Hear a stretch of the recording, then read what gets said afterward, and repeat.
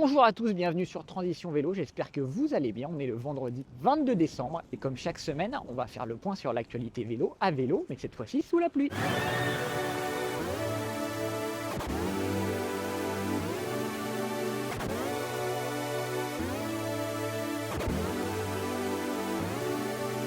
On commence par ce projet un peu fou, l'entreprise de bâtiment Colas qui s'est associée à la start-up Wattway qui vient de déployer sa première piste cyclable photovoltaïque en Hollande. Qu'est-ce que c'est une piste cyclable photovoltaïque? C'est une piste cyclable sur laquelle on a mis des panneaux solaires. On va rouler sur des panneaux solaires. C'est pas toute la piste cyclable, hein. Une section de 500 mètres dans les deux sens. Donc on a quand même 1000 mètres carrés de panneaux solaires déployés sur le sol. La région en Hollande espère générer 160 mégawatts par an d'électricité. C'est plutôt intéressant. L'avantage de placer les panneaux solaires sur une piste cyclable, c'est qu'il y a quand même moins de contraintes que sur une route où c'est des voitures et des camions plus lourds. Normalement, il y a moins de problèmes. C'est plus facile aussi, je pense, pour la maintenance. On espère que ça va continuer comme ça, que ça va continuer à être développé. En tout cas, la Hollande dispose de 35 000 km de pistes cyclables, donc il y a de quoi faire en Hollande en tout cas. Côté nouveauté produit, on a aussi Decathlon qui vient de sortir son premier vélo de course électrique, le Vandrysel EDR, équipé d'un moteur moyeu arrière Mahle X35, moteur allemand. Il est associé à une batterie de 250 Wh. C'est un modèle qui pèse moins de 14 kg.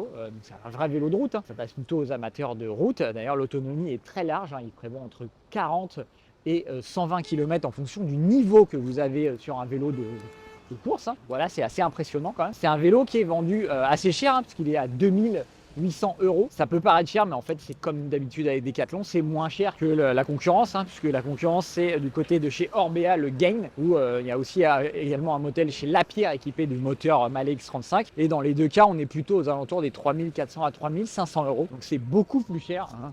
Voilà, comme d'habitude, Decathlon, très bon rapport qualité-prix. On a hâte de voir si ce vélo est aussi bien qu'il le paraît sur le papier. Côté nouveauté produit, on l'a verra l'américain Sueca qui propose le Lifter Rack, un porte-vélo qui vient se positionner sur la boule d'attelage pour les voitures. Particularité de ce modèle, c'est qu'il peut porter jusqu'à 110 kg.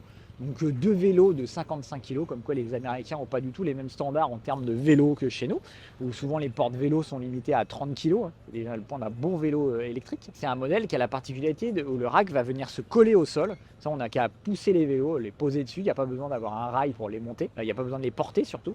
On a une manivelle, on va pouvoir les remonter soit à la main, soit à l'aide d'une manivelle, soit à l'aide d'une perceuse, d'une visseuse électrique qu'on a déjà chez soi. On la pose dedans, on appuie et hop, ça remonte. Le tout, c'est une excellente idée. Ça a l'air robuste, ça a l'air costaud, c'est en précommande. Et par contre, ça coûte la bagatelle de 2600 $. Donc c'est quand même quelque chose de très très cher. Mais bon, c'est le prix à payer si vous voulez porter 110 kg avec votre porte-vélo. Côté nouveauté, on a découvert aussi le Quick Rack chez Ortlieb. C'est un porte-bagages pour VTT ou gravel, tous les vélos. À peu près tous les vélos, qui vient se placer donc, à l'arrière du vélo, sur le triangle arrière, sur les fixations ou sur des supports de fixation. Bref, Quick Rack de Ortlieb, c'est un porte-bagages qui se monte en seulement 15 secondes et se démonte en 5 secondes. C'est parfait pour ceux qui utilisent leur VTT ou leur vélo gravel pour aller au travail. La semaine, ça leur permet de bénéficier d'un porte-bagages et le week-end, du coup, l'enlever, ils peuvent le retirer pour aller rouler avec les copains. Voilà, on gagne quand même 600 grammes.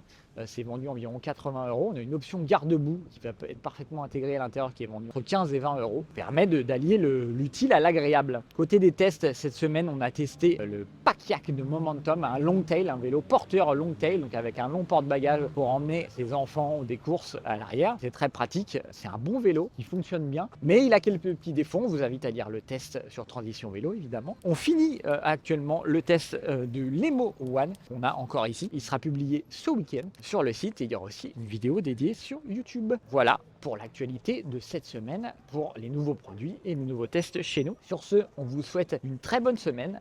Non, j'ai oublié de dire qu'il fallait s'abonner. Voilà pour l'actualité de cette semaine.